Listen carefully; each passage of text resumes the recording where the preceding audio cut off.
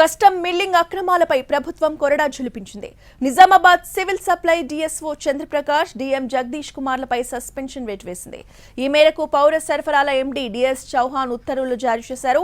బోధన్ మాజీ MLA Shakeel rice మిల్లులకు సంబంధించిన సీఎంఆర్ కేటాయింపులో పెద్ద ఎత్తున అవకతవకలు జరిగినట్లుగా అధికారులు గుర్తించారు.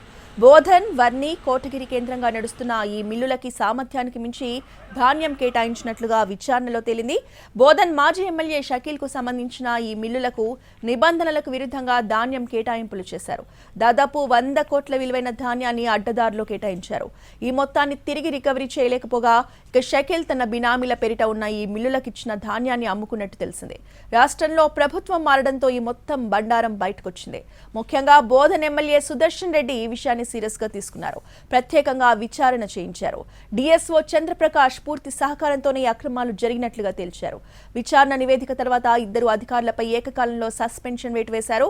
ప్రస్తుతం ఈ అంశం రాష్ట్ర వ్యాప్తంగా చర్చకు దారితీసింది.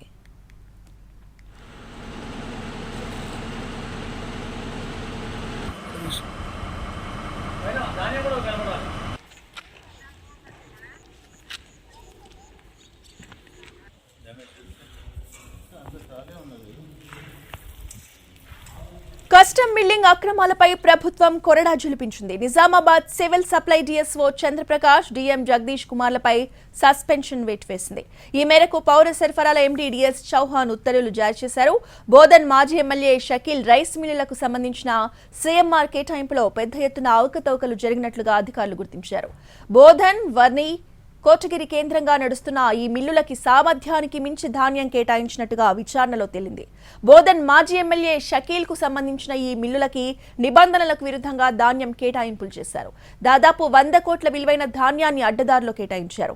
ఈ మొత్తాన్ని తిరిగి రికవరీ చేయలేకపోగా షకీల్ తన బినామీల పేరిట ఉన్న ఈ మిల్లులకిచ్చిన ధాన్యాన్ని అమ్ముకున్నట్టుగా తెలిసింది. రాష్ట్రంలో ప్రభుత్వం మారడంతో ఈ మొత్తం విషయం బయటకొచ్చింది. ముఖ్యంగా బోధన్ ఎమ్మెల్యే సుదర్శన్ రెడ్డి ఈ విషయాన్ని సీరియస్ గా తీసుకున్నారు. ప్రత్యేకంగా విచారణ చేయించారు. డిఎస్ఓ చంద్రప్రకాష్ పూర్తి సహకారంతోనే ఈ అక్రమాలు జరిగినట్లుగా తేల్చారు. ఇక విచారణ నివేదిక తర్వాత ఇద్దరు అధికారులపై ఏకకాలంలో సస్పెన్షన్ వేటు వేశారు. ప్రస్తుతం ఈ అంశం రాష్ట్ర వ్యాప్తంగా చర్చకు దారితీసింది.